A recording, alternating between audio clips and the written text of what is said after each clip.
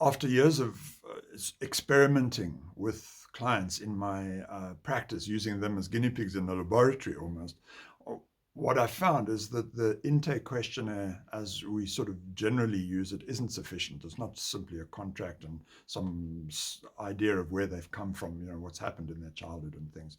We need to understand the pillars on which people's lives are based, their storyline, their timelines, how there's confluence of different things, factors that have led them into and predisposed them towards things like addiction. And what is very important with that is once we get to understand that, we can understand some of the significant moments in their lives and know how that leads into this addictive behavior of theirs.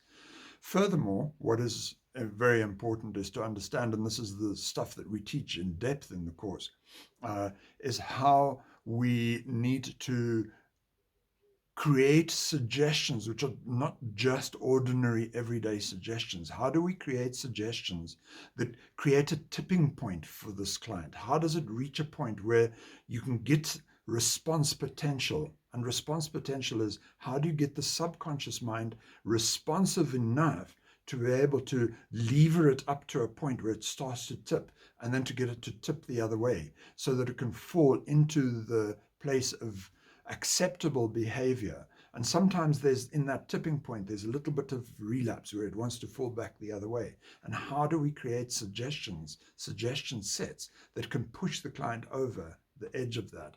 And very often we have to use precise questioning to understand the background, and we have to use the art of storytelling, the depth of what it means to be able to get into the subconscious mind with suggestion sets that create responsiveness to tip the client over the edge and back into a place of acceptable behavior.